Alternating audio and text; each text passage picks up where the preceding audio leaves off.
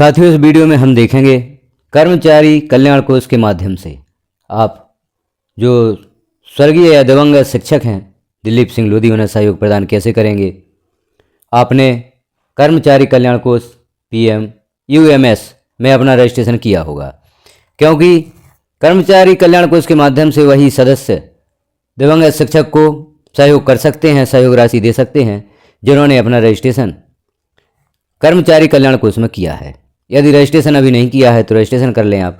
उसके पश्चात ही इन शिक्षक को आप इनके आश्रितों को या जो परिवार के मेंबर हैं उन्हें सहयोग राशि प्रदान करेंगे। तो किस प्रकार से सहयोग राशि आप प्रदान करेंगे उस प्रक्रिया को हम देखेंगे। तो यहाँ आप सर्च करें, किसी भी ब्राउज़र पर आप सर्च करेंगे PMUMS आप इस प्रकार से लिखेंगे तो नीचे आप देख रहे हैं PMUMS.com, इस पर आप क्लिक करेंगे। जैसे ही आप PMUMS सर्च करते हैं तो यह पेज ओपन होता है। ऊपर देखें आप प्राथमिक माध्यमिक उच्च माध्यमिक शिक्षक संघ मध्य प्रदेश PMUM शिक्षक संघ। यहाँ आप एक ऑप्शन देख रहे हैं न्यू रजिस्ट्रेशन। यदि आपने अभी तक अपना रजिस्ट्रेशन नहीं किया है तो सबसे पहले न्यू रजिस्ट्रेशन पर क्लिक करके आप अपना रजिस्ट्रेशन कर लें, क्योंकि यहाँ पर सहयोग वही सदस्य कर सकते हैं जो PMUMS पर अपना रजिस्ट्रेशन कर चुके हैं। यदि आप अपना रजिस्ट्रेशन नंबर भूल गए हैं, यदि आप पूर्व में रजिस्ट्रेशन कर चुके हैं, रजिस्ट्रेशन नंबर भूल गए हैं, तो अब जैसे हम क्लिक करते हैं कुल रजिस्टर्ड सदस्य, इस पर आप जैसे ही क्लिक करेंगे तो यहाँ पर सूची ओपन होगी। उस सूची में आप अपना नाम सर्च कर सकते हैं।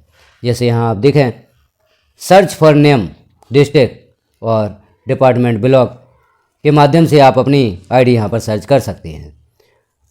तो रजिस्ट्रेशन नंबर यहाँ से सर्च कर लें, क्योंकि पेमेंट करने के पश्चात जब आप स्क्रीनशॉट सबमिट करेंगे तो वहाँ पर आपको अपनी जानकारी भी देना है, जहाँ पर रजिस्ट्रेशन नंबर भी आपको लिखना होगा।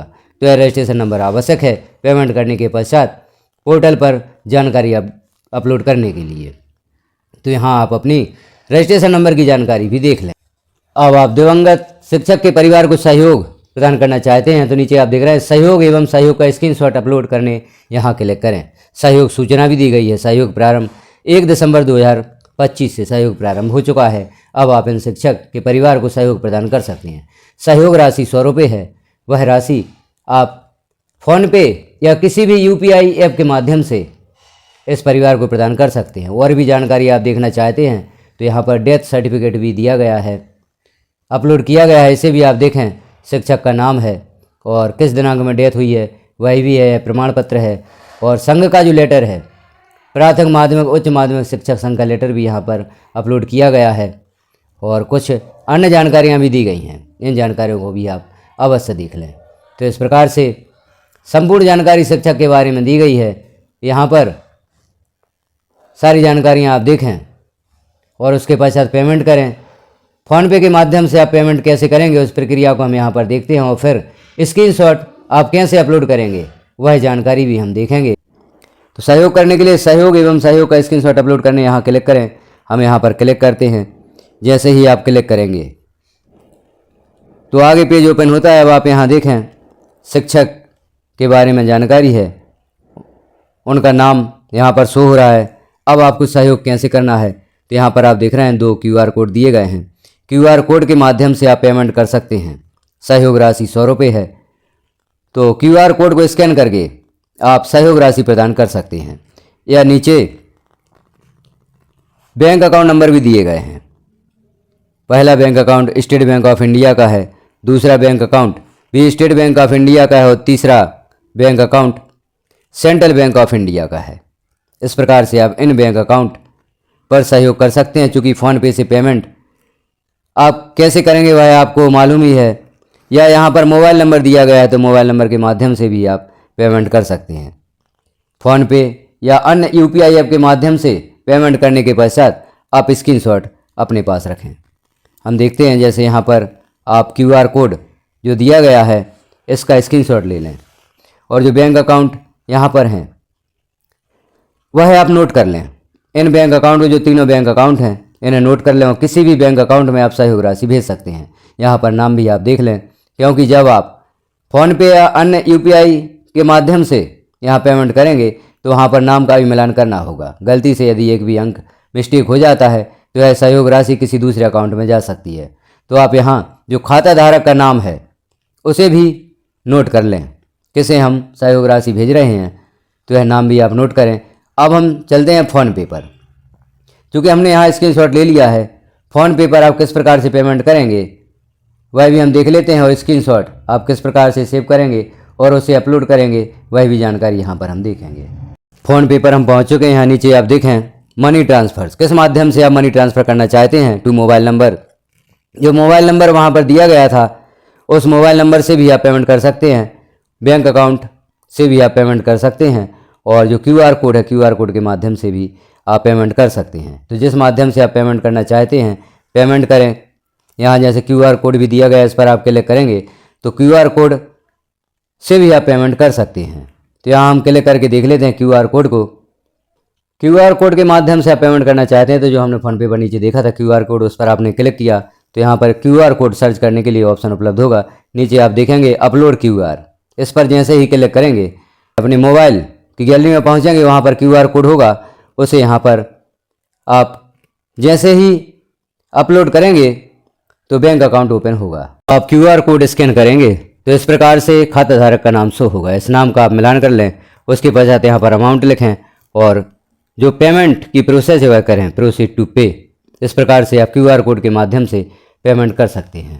अब आप बैंक अकाउंट के माध्यम से पेमेंट करना चाहते हैं तो जो आप दूसरा ऑप्शन देख रहे हैं to bank and self account, इस ऑप्शन से आप बैंक अकाउंट के माध्यम से ही पेमेंट कर सकते हैं। और जो पहला ऑप्शन है टू मोबाइल नंबर, जो मोबाइल नंबर दिए गए हैं मोबाइल नंबर के माध्यम से भी आप पेमेंट कर सकते हैं। तो इस प्रकार से आप पेमेंट करें और पेमेंट का स्क्रीनशॉट अपने पास रखें। पेमेंट करने के पश्चात या जो स्क्रीनशॉट है पेमेंट का, जैसे आप यहाँ पर नाम देख रहे हैं, सहयोग राशि देख रहे हैं, ट्रांसफ़र डिटेल भी है, ट्रांजैक्शन ID है और किस अकाउंट से डेबिट हुए हैं पैसे वही भी यहाँ पर दिया हुआ है, स्क्रीनशॉट होगा। इस स्क्रीनशॉट को आपको जो कर्मचारी कल्याण कोष की साइट है या PMUMS ऐप है उस पर आपको अपलोड करना है। अब आप पुनः ब्राउज़र पर सर्च करेंगे, जो PMUMS हमने पहले सर्च किया था उसे आप सर्च करेंगे तो यह पेज पुनः ओपन होगा। अब जो आपने पेमेंट की है इन दिवंगत शिक्षक के परिवार को, आपने स्क्रीनशॉट लिया होगा, उस स्क्रीनशॉट को आप कैसे यहाँ पर अपलोड करेंगे, तो यहाँ पर आप देख रहे हैं अपलोड रिसीप्ट, इस पर आप क्लिक करेंगे। इस पर जैसे ही क्लिक करते हैं तो आगे देखते हैं हम किस प्रकार से जानकारी ओपन होती है। तो आप देखें यहाँ पर कृपया सभी आवश्यक जानकारी भरें और अपनी सही एवं सफल भुगतान रसीद का स्क्रीनशॉट अपलोड करें। ध्यान दें, यदि कोई गलत जानकारी या फर्जी या अमान्य भुगतान का स्क्रीनशॉट अपलोड किया जाता है तो सदस्यता रद्द की जा सकती है। यहाँ पर अपना नाम लिखें। यहाँ पर संपूर्ण जानकारी आपको अपने बारे में भरना है, क्योंकि आपने जो रजिस्ट्रेशन किया है रजिस्ट्रेशन में भी आपने अपनी जानकारी दी होगी, तो वह जानकारी को आप यहाँ पर भरें। नाम लिखेंगे और अपना मोबाइल नंबर, जो भी आपका मोबाइल नंबर है उसे यहाँ पर लिखेंगे, और रजिस्ट्रेशन नंबर, जो आपका रजिस्ट्रेशन नंबर है प्रारंभ में आपने इस पोर्टल पर रजिस्ट्रेशन किया था उस रजिस्ट्रेशन नंबर को भी आप यहाँ पर लिखेंगे। और भी हम देखते हैं कौन कौन सी जानकारी यहाँ पर भरना है। तो हम पहले रजिस्ट्रेशन नंबर लिखते हैं। इस प्रकार से रजिस्ट्रेशन नंबर लिखकर अपना ज़िला चुनें। यहाँ पर आपको अपना ज़िला चुनना है, जिस ज़िले से आप हैं उस ज़िले को यहाँ पर चुन लें। देखें आपका ज़िला, जो भी ज़िला है उस ज़िले को यहाँ पर सिलेक्ट करना है। तो आप सर्च करें यहाँ पर ज़िला और ब्लॉक, जिस ब्लॉक से आप हैं उस ब्लॉक को यहाँ पर लिखेंगे। संकुल या ऑफिस, यहाँ पर आप अपने विद्यालय का नाम लिख सकते हैं। तो यहाँ पर विद्यालय का नाम लिखें। विद्यालय का नाम लिखने के पश्चात सहयोग राशि, जो राशि आपने पेमेंट की है उस सहयोग राशि को यहाँ पर लिखेंगे। सहयोग दिनांक, जिस दिनांक में आपने सहयोग किया है, राशि दिवंगत शिक्षक के परिवार को आपने भेजी है उस दिनांक को यहाँ पर सिलेक्ट करेंगे तो कैलेंडर ओपन होगा। दिनांक को यहाँ पर सिलेक्ट कर दें। यदि आप भुगतान किसी और के खाते से कर रहे हैं तो उसका नाम यहाँ लिखें। अब यदि आपको फ़ोनपे या UPI ऐप चलाने में प्रॉब्लम है, आप किसी दूसरे व्यक्ति से यह सहयोग राशि भिजवाते हैं, किसी अन्य व्यक्ति के फ़ोनपे से भिजवाते हैं तो उनका नाम लिखना है।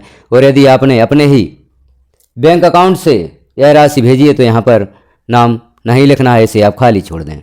इस प्रकार से यह जानकारी आप यहाँ पर भरेंगे। अब हमें यहाँ स्क्रीनशॉट अपलोड करना है, तो जो लिखा है चूज़ फाइल, इस पर आप क्लिक करेंगे। इस पर जैसे ही क्लिक करते हैं तो यहाँ गैलरी देख रहे हैं, आप गैलरी को ओपन करेंगे। जैसे ही ओपन करेंगे तो जो आपने स्क्रीनशॉट सेव किया है पेमेंट का, उस स्क्रीनशॉट को यहाँ से अपलोड करेंगे। तो यहाँ देखें जैसे यह स्क्रीनशॉट है। अब देख लें आप कहाँ पर वह स्क्रीनशॉट आपने सेव किया है, या हम यहाँ गैलरी को ओपन करते हैं। यहाँ से आप स्क्रीनशॉट देख सकते हैं। जो स्क्रीनशॉट आपने लिया है पेमेंट करने का, उस स्क्रीनशॉट को यहाँ पर अपलोड कर दें। जैसे यह स्क्रीनशॉट है, हमने यहाँ अपलोड कर दिया और सबमिट फॉर्म पर आप क्लिक कर देंगे। बैंक अकाउंट में जब हम पेमेंट कर रहे होते हैं यूपीआई के माध्यम से, तो कभी कभी पेमेंट फेल हो जाता है। पेमेंट फेल क्यों होता है? जो बेनिफिशियरी अकाउंट है वहाँ पर एक लिमिट होती है पेमेंट करने की। यदि वह लिमिट पूर्ण हो जाती है तो आप 24 घंटे के पश्चात पेमेंट करें, आपका पेमेंट सक्सेस हो जाता है। क्योंकि बैंक अकाउंट में पेमेंट लेने की लिमिट जो होती है वह बैंक द्वारा निर्धारित की गई है। यदि आज की वह लिमिट समाप्त हो जाती है तो अब आप उस बैंक अकाउंट में पेमेंट अगले दिन कर सकते हैं, 24 घंटे बाद कर सकते हैं। तो इस प्रकार से आप पेमेंट करें और जो स्क्रीनशॉट हमने देखा इस प्रकार से यहाँ सबमिट करें और सबमिट फॉर्म पर क्लिक कर दें। सबमिट फॉर्म पर जैसे ही क्लिक करते हैं तो यहाँ पर आप देख रहे हैं धन्यवाद, आपकी रसीद सफलतापूर्वक अपलोड हो गई है। यह मैसेज यहाँ पर शो हो जाता है ग्रीन लेटर्स में, जो आपने यहाँ पर देखा। तो आपकी जो पेमेंट की रसीद है वह यहाँ पर अपलोड हो जाती है। इस प्रकार से आप देखें इन बैंक अकाउंट में या जो QR कोड दिए गए हैं, इनके माध्यम से आप शिक्षक के परिवार को उनके बैंक अकाउंट में पेमेंट कर सकते हैं। तो जानकारी कैसे लगी आपको कमेंट में एक बार अवश्य बताएं, और यदि जानकारी अच्छी लगी हो तो आप कमेंट अवश्य करें। यदि अभी भी आपको किसी प्रकार की प्रॉब्लम है तो आप कांटेक्ट भी कर सकते हैं और जानकारी ले सकते हैं, क्योंकि यहाँ पर आप देखेंगे कांटेक्ट डिटेल भी दी गई है। जो आप देख रहे हैं ऊपर कॉन्टैक्ट पर क्लिक करके यहाँ पर कॉन्टैक्ट हेतु मोबाइल नंबर भी आपको उपलब्ध होंगे। उन मोबाइल नंबर पर आप कॉन्टैक्ट कर सकते हैं और जानकारी प्राप्त कर सकते हैं। वीडियो को लास्ट तक देखने के लिए आपका धन्यवाद।